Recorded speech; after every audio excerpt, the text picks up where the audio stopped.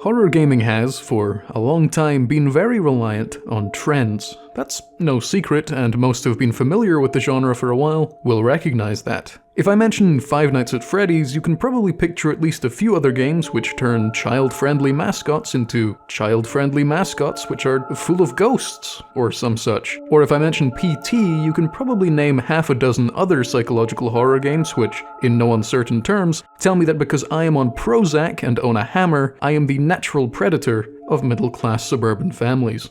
How's that for a tonal shift? Early August 2014 was a wild time, and sometimes it's not one game, but rather a developer's style that influences the genre. Look at the crazy ripple effect that developers like Frictional Games and Puppet Combo have had over the years. For example, they've done a great job of making us collectively forget what word precedes the age-old phrase, or flight. But sometimes a game's influence is a little harder to see, and in some rare and sad cases, a popular game doesn't seem to have any impact on the genre whatsoever.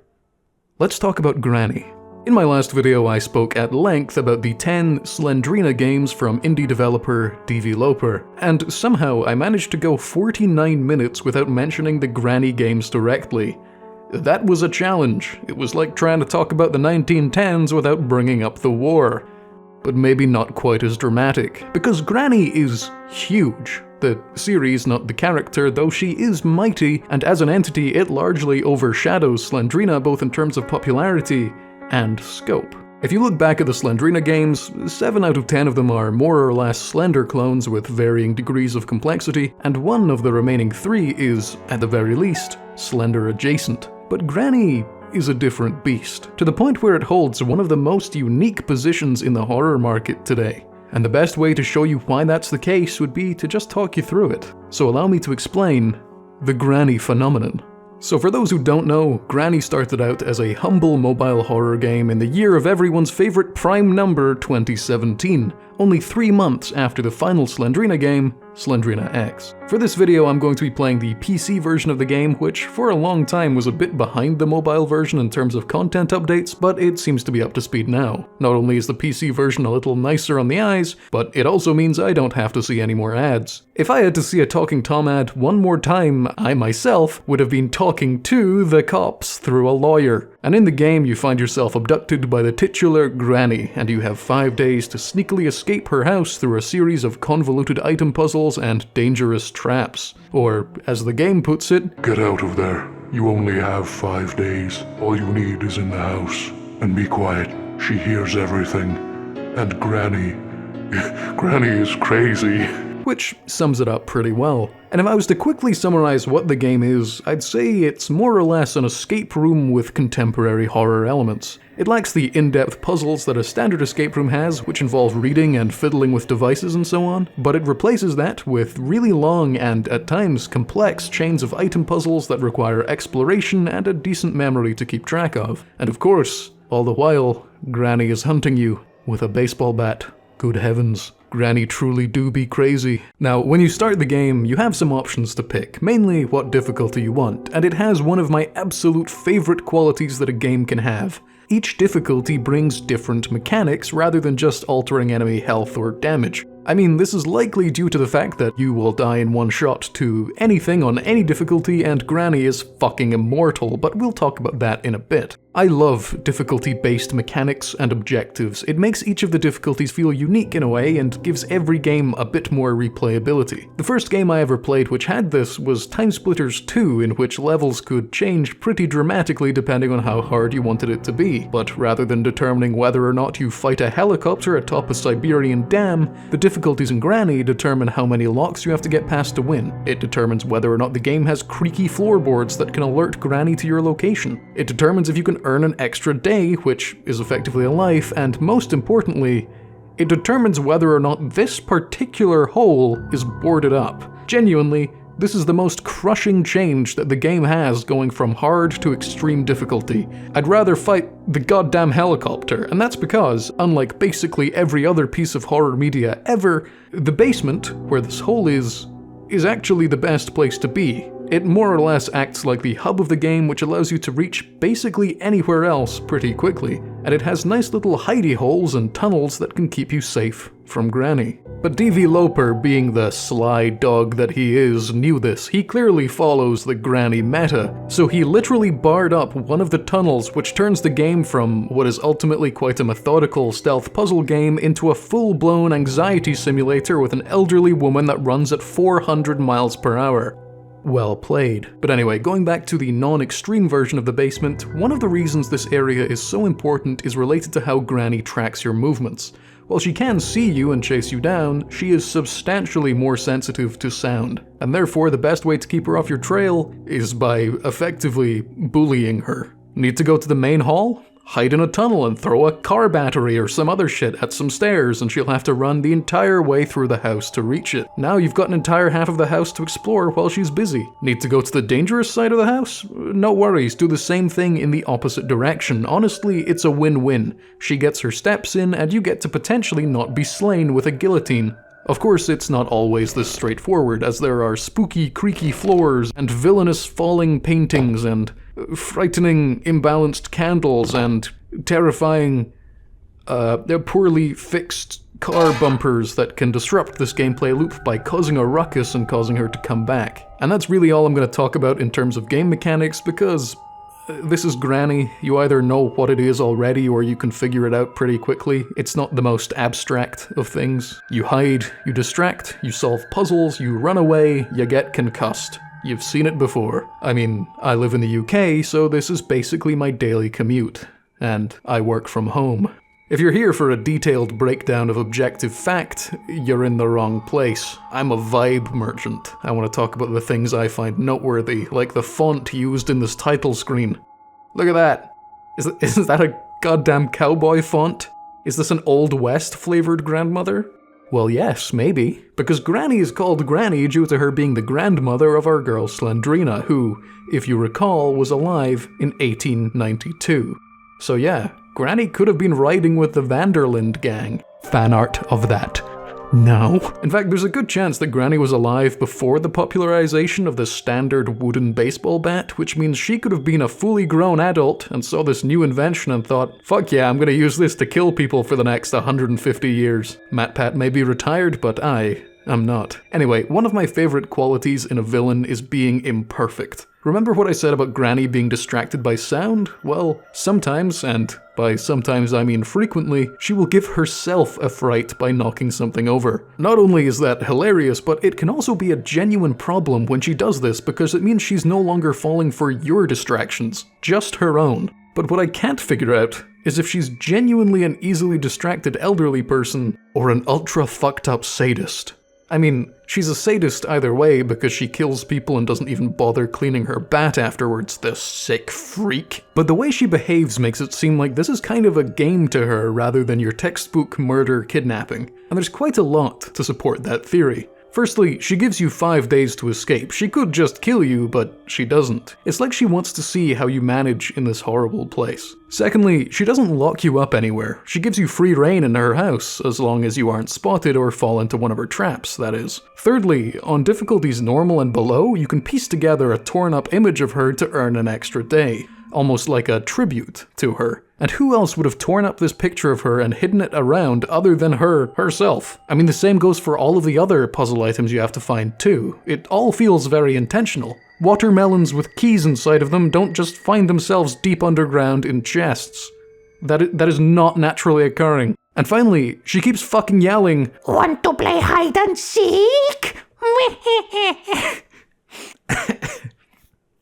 I didn't know I could do that. Which adds some slight credence to the playful nature of this wily old villain. You also get some hints via a blood-written message in a drawer and a very wordy bit of wood that show that you are not the first person to be kidnapped by her. So it's likely she's run this game many times before. And that's something I don't think this game gets enough credit for, because there's no dialogue, there's no objective markers or player notes or anything like that, and yet by simply walking around and absorbing the sights, you can piece together the story, or at the very least, a story, pretty easily. It's a textbook example of very effective show don't tell, which a lot of games fall short of. I was recently watching a playthrough of the new A Quiet Place game, and I had to tap out after like an hour and a half. And again, I wasn't playing it, just watching it. Because in that, you can't go 5 feet without a huge game-pausing tutorial screen popping up which states some of the most basic information in the world, or some very unnecessary dialogue which has the most ham-fisted foreshadowing or implications ever written by human hands infecting our ears just to guarantee that you're following the story, and frankly, it's exhausting.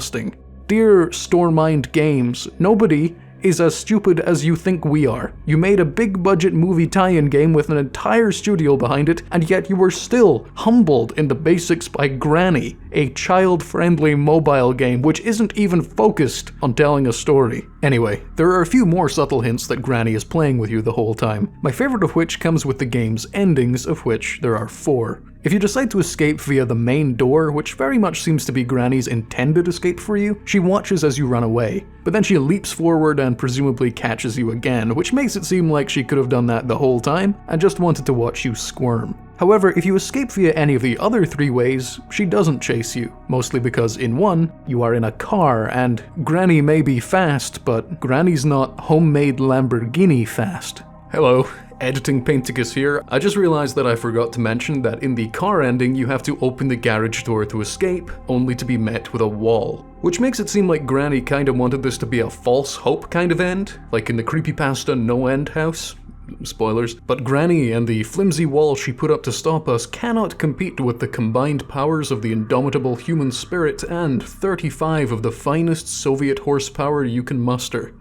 I think this is the wall Reagan was talking about. And in the others, well, I have to introduce some new characters before I can explain those. So if you recall from my last video, at the end of Slendrina X, we trap Slendrina in a book. Turns out Granny just has that book, or at least a very similar one, laying around in her house. And you can take that book and place it in the secret chamber where Granny has chained up the corpse of her daughter, Slendrina's mother. Doing so frees Slendrina's mother, allowing her to drop a key which leads to a secret cellar, and also allowing her to ragdoll around in a fun way. If you've ever wondered where Granny's priorities lie, I dragged the corpse of her daughter into a room and knocked down a chair next to it. Guess which one Granny decided to help?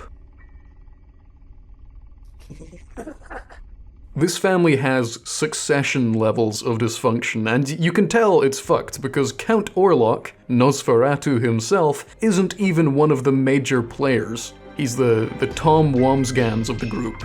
I wonder who the Greg would be. Listen, I don't get to bring up Succession very often in my horror gaming YouTube channel, so just let me have this. A fun thing to note is that the room with Slendrina's mother in it has a few pictures from the Slendrina X castle. At least she could be nostalgic while chained up in a windowless room in front of an altar to her daughter's eternal imprisonment. Anyway, after you free the corpse of Slendrina's mother, you go into the secret cellar which is full of spiders and goo and such, and naturally Slendrina's mother reappears as a strange spider head. "Those books will summon the Rubians! Don't open them!" She looks very similar to how she was in House of Slendrina. DVloper is all about consistency. Now, when I became aware of the game Granny, this was not part of it. The game has received a number of major updates over the years, and this is certainly one of them. Unlike Granny, Slendrina's mother does not react at all to sound, but instead has hawk-like vision. She can spot you from yards away, which is more than Granny can do a lot of the time. And she skitters around and is ultimately a lot harder to manage than Granny as well, making this area far and away the most stressful to visit. And naturally, there's an entire ending down here, plus several of the items that are necessary for the other endings can spawn down here as well. God damn it. This is where one of my only criticisms of the game comes along. In order to best protect yourself from the big spider lady, you've got to turn off the game's music. Thankfully, that's a very easy thing to do, but it's a real shame. The Granny soundtrack is, while not the largest collection of music ever, wonderful. It's simple but evocative of classic horror, and it has its own identity despite that. A large part of the game's very fun atmosphere comes from the audio design in general, but the music especially does it for me. Well, that and Granny's voice lines. I see you. You know, DVloper originally had some stock audio for Granny's voice, which he then replaced with his own wife's voice acting. Isn't that just adorable? How can anyone dislike this man? But yeah, the music has to go off in the cellar and all of the time on extreme difficulty because it can drown out the enemy's sounds. I might be misremembering, but I think earlier versions of the game didn't have footstep sounds for Granny, but it does now, and they're surprisingly subtle, especially compared to the more primitive audio you'd find in stuff like Child of Slendrina. And being able to hear the spider lady is incredibly important because she's in a much smaller area and you kind of need to know where she is at all times. Otherwise, she can get you and swallow you. But don't worry, you come back just fine the next day. This spider area also has one of the funniest things in the whole game. You can find a horrible little service lift in a far corner, and it brings you from the horrible dank crawlspace cellar to a little featureless chamber that has 2 chests on the floor. Firstly, why did Granny put this here? Secondly, no, really, why the fuck is this here? And these chests are the funny part. They are numbered 1 and 2. Somewhere in the house, or its many cellars and basements and attics and whatnot, you will find a small number on a little square. You need to remember that number because that number tells you which chest is safe to open. And if you get it wrong, you explode. But if you get it right, you're gifted with a sweet watermelon or some such. As for the ending that's down here, it's also pretty funny. It's the least demanding in terms of the items required, but the trade-off is that it's the most dangerous to access. You crack open a sewer pipe and crawl out into what looks like a swamp.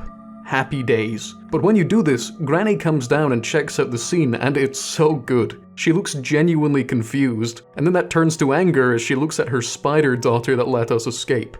Not a single word was said, and yet I still heard Granny utter, "What the fuck?" Although there is a cool thing to note here. Granny has to squeeze through the little hidey hole to see that happen, which means she's been able to do that the entire time. She's just been playing with you. She literally has to nerf herself in order for her own game to be playable. Now, before I talk about the last and likely best ending to the game, I want to besmirch the good name of Spider Mother one more time. None of the game's weapons work against her other than the shotgun, which simply inconveniences her. The freeze trap and tranquilizer darts do nothing. That's nonsense. If I put a real spider or a real mother in a freeze trap, they'd certainly react.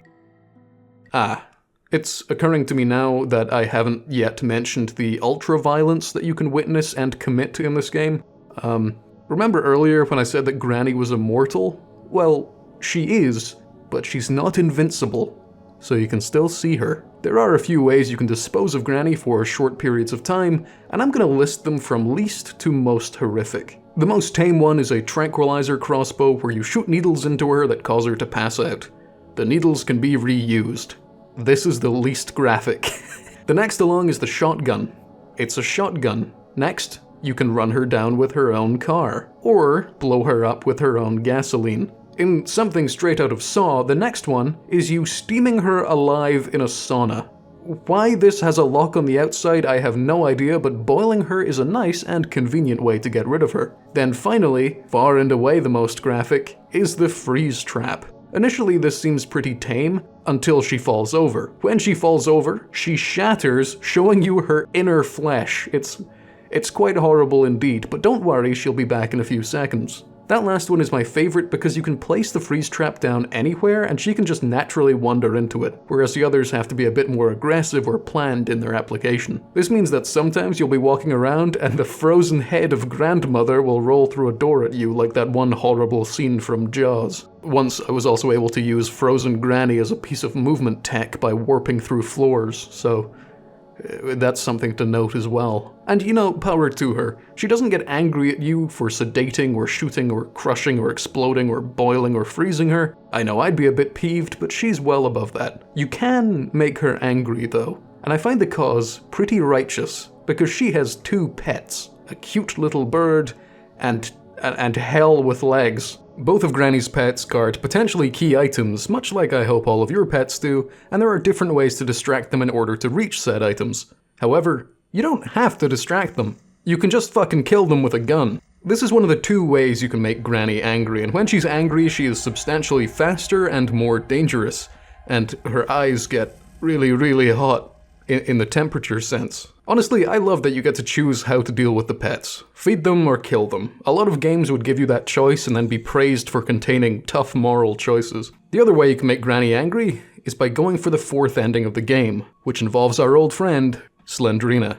In a little hidden nook you can find this teddy bear, presumably the same one from Slendrina the School, which, if you recall, was the ticket to pacifying Slendrina in that game. Granny follows no such laws. As soon as you pick it up, she will beeline towards you with great speed and hatred. However, if you can evade her, you can place this teddy bear into a cot in the attic, which summons a visage of Slendrina, who just stands there with a palpable sense of grandeur as her theme plays. And following this, if you go to the door ending as normal, you will get a secret fourth end, where Granny, distracted by the teddy bear and potentially pacified by the ghost of Slendrina, lets you leave. I like the motif, as cliché and silly as it is, that returning the childhood toy of Slendrina is the key to keeping that family from hurting people. It's like a little reminder of who they were before whatever the fuck happened to them happened. No jokes here, it's genuinely just a nice bit of storytelling.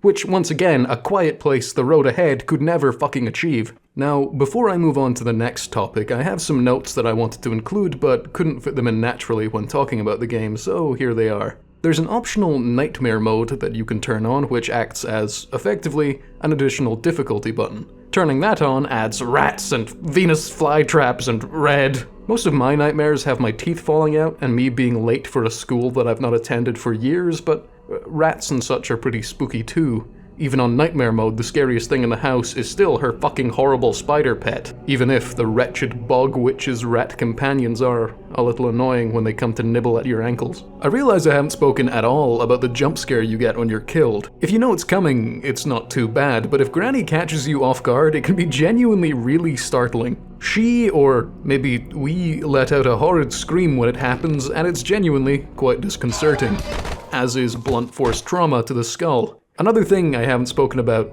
is the game's name. Now, it might not seem like a topic worth discussing. The game is called Granny, and it is about Granny. Case closed. But I feel like horror game devs have this insatiable urge to give their games the most dramatic or ominous names possible. And Granny escapes that. It doesn't try too hard to be edgy at all. It could have been something like Precursor, or Mother's Shadow, or Bloodline, Divergent Fate, or even something absurd like Remothered, Tormented Fathers, which...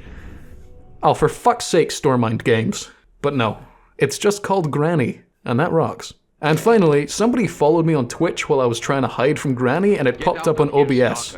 Thanks, I am a froggy, you scared the hell out of me.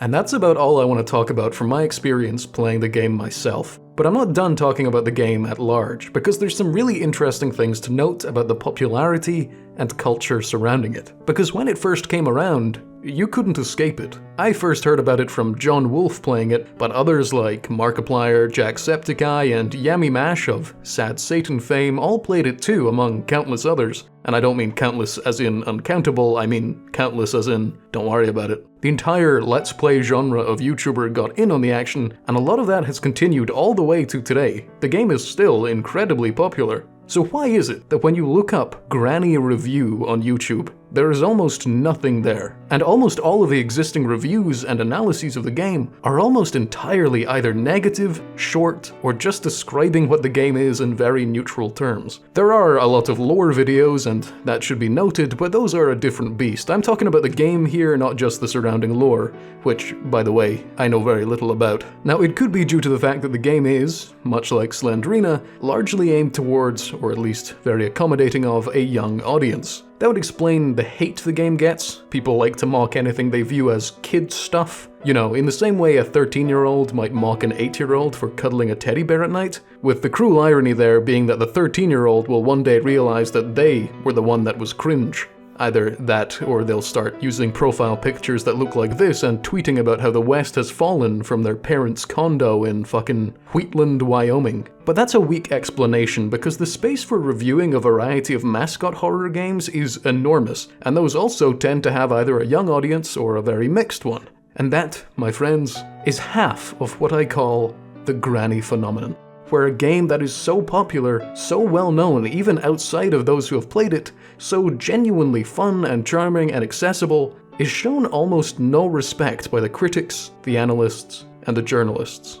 It's similar to what happened with Slendrina, but more tragic, because you can point to most Slendrina games and say, cool, they're Slender clones, whatever, and at least your dismissal is understandable if misguided. But Granny is so clearly its own entity, and yet it gets the same treatment. However, like I said, that's only half of the phenomenon.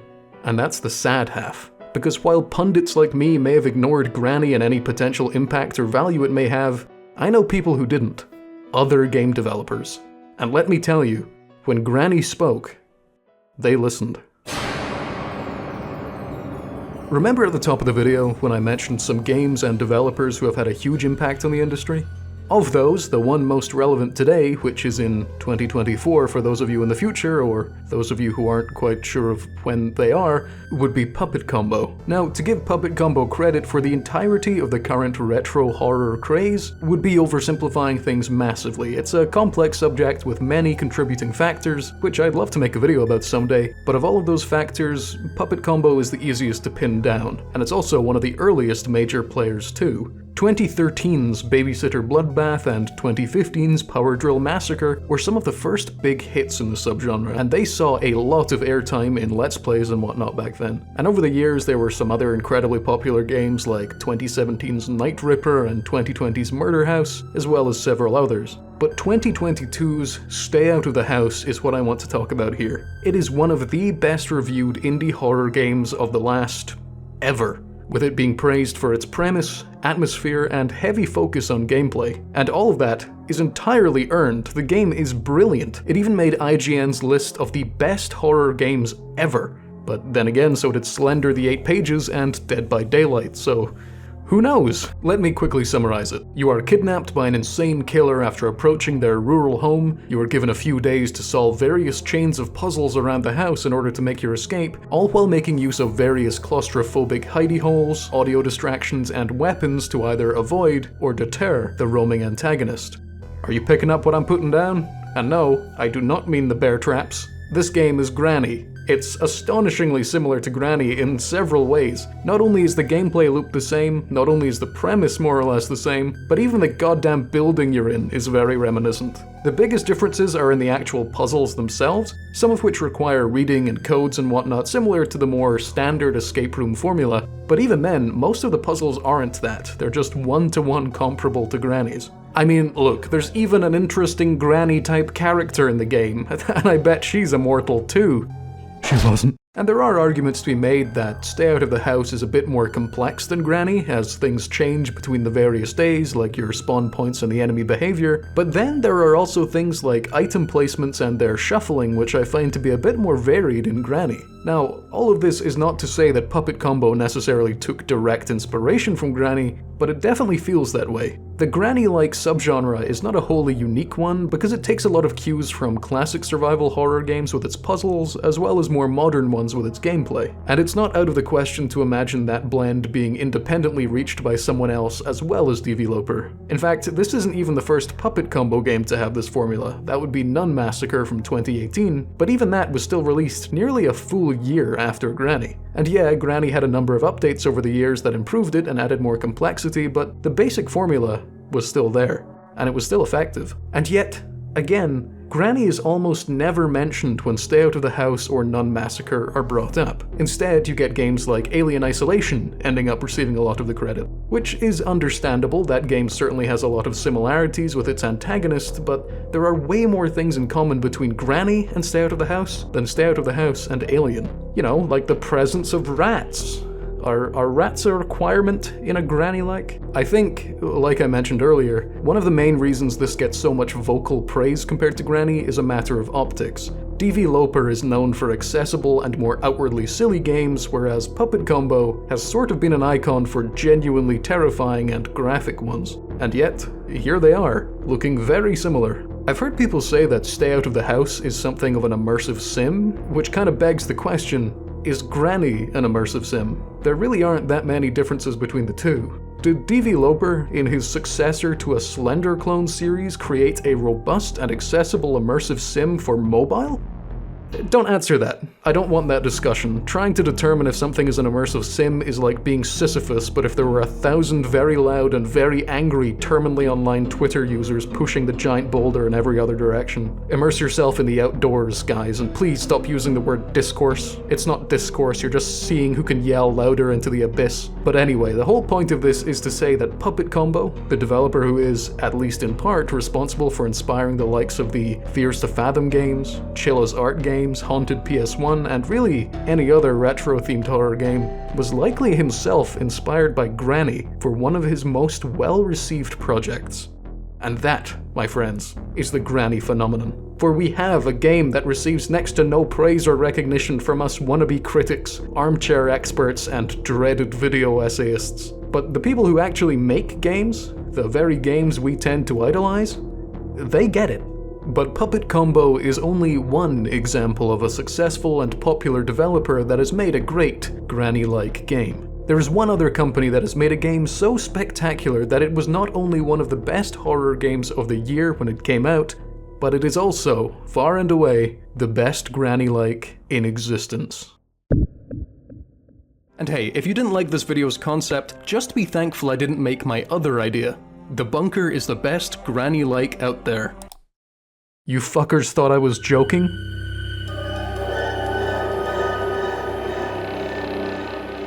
Frictional Games are one of the most well-respected horror game companies out there. Amnesia: The Dark Descent alone is one hell of a resume, but the Penumbra games plus Soma means that they are nearly unparalleled when it comes to their influence and presence in contemporary horror. Sure, A Machine for Pigs got mixed reviews, but they didn't make that one. Rebirth isn't everyone's cup of tea, I know it's not mine, but it also has its diehard fans. But then there was The Bunker. Frictional sometimes gets some flack for popularizing the run and or hide type gameplay that has largely, but not entirely, dominated the genre for the last 15 or so years. And they seem to take that flack personally, because The Bunker is one of the most gameplay-first horror games of recent times. Between its heavy resource management, flexible, dare I say, immersive sim-like problem-solving, potential for combat, escape room-style puzzles and item hunting, as well as the traditional frictional run-and-hide gameplay and physics interactions, it truly is one of the most full gameplay packages in the genre, and it still manages to be an uncompromising, atmospheric horror masterclass. And yes, I'm calling it a Granny-like. While Stay Out of the House is very direct with its similarities, Amnesia: The Bunker is a little more subtle. It does away with the days as lives mechanic and instead gives you only one life, and substitutes that with a more old-school Resident Evil style save room to stop you from losing all your progress. Stay Out of the House actually had something similar, so it's kind of a hybrid between the two. And instead of giving you little hidey holes and tunnels to crawl around in, it gives those to the monster, which puts you on a bit of a back foot. But other than that, it's kind of just Granny, but frictional flavored, which is easily in my top 3 flavors next to Iron Brew and Failed Hubris. Not only is the gameplay loop more or less the same, but even the game's difficulty options are similar, albeit expanded, and there are even weird little details like the villain being able to be pacified through use of a teddy bear. Well, a rabbit, but it's the same principle. I mean, this game even has the rats! Why don't any games let you play as rat people? Blizzard, you're the closest. Get on it. Let me be a kobold with a gun. I could list all the ways in which Amnesia: The Bunker is similar to Granny, but honestly, I would just be repeating myself. You know the formula by now, and it applies almost one-to-one for this game. It's just a bit more complex. People will naturally gravitate more towards the Alien Isolation comparison because it's more on level with Frictional's games, but that comparison only really extends to the antagonist. Alien Isolation was a much more traditional linear horror game that's way more in line with the likes of The Dark Descent and Soma, whereas The Bunker is kind of a sandbox, at least as much of a sandbox as a game in a very cramped set of areas can be, much like another game. Granny. Heard of it? I've apparently said the word Granny around 80 times in this video, which once again makes me grateful that DVloper did not call this progenitor, shattered offspring, or some shit. So seeing one of the biggest names in retro horror, Puppet Combo, and arguably the father of all contemporary horror games, Frictional, both deviate or alter their well-established formats to match that of a critically ignored mobile game, is very nice. And I hope that's a very vindicating thing for all the DVloper fans out there. Your boy's done well. I would talk more at length about Amnesia the Bunker, but I've made a whole video about that in the past, so go and check that out if you want to see some more information. Or just play it. It's really, really fucking good. Now, of course, the tale of Granny does not end here. There are in fact 2 more games in the series, but I shan't be talking about them today. Though if you guys want, I definitely can in the future. But before I end, there is something I want to discuss from the last video. Quite a few people left comments referencing Creepcast, the extremely popular channel from Meat Canyon and Wendigoon. This is because I mentioned Baraska, Penpal, and the Pancake family, and apparently some or all of these have been featured on Creepcast. Unfortunately, I haven't watched or listened to Creepcast. Sorry guys, I've been meaning to, I just haven't gotten around to it yet. The reality is, I'm just old, comparatively. I've known about these stories for a very long time now. I even mentioned some of them in my 2020 review of the Slenderman movie. And a part of me was almost upset that people now associate these stories with a new outlet. But that part of me went quiet really fast, because I love that these things are still finding new ways of reaching people. I could sit there and be upset that they are no longer these obscure, unique things that I was there for at the time, but why would I feel that way? Why is that the natural response to this kind of thing? I have no idea. And one day, that feeling might come for you. Don't allow yourself to be a gatekeeper for something innocuous and fun. Hell, if you're a fan of DVloper, you might feel weird that someone like me has come along as a relative newbie and decided to make a video on his games. You might feel that I don't have the right to talk about it because I wasn't there at the time and I didn't grow up with it. But instead, you should feel happy that it's still being talked about and still being appreciated in whatever way that might be. As the years go on, you will find more and more aspects of your life slipping into the past tense. Don't live life trying to claw those things back. Time comes for us all, my friends. You can't outrun him. You can take his hand as a friend, or be struck down by his scythe. But anyway, back to creepypastas. I know something quite fun about Creepcast. While I haven't yet watched any of their stuff, I know for a fact that they've been watching me. Oh, shit, sorry, I just realized, at the start of the video I said, and in some rare and sad cases, a popular game doesn't seem to have any impact on the genre whatsoever. I wasn't talking about Granny with that. I was talking about that one World War I game where you get chased around by a velociraptor or something like that. 1916 Der Unbekannte Krieg, I think that's the one. Yeah, what happened with that?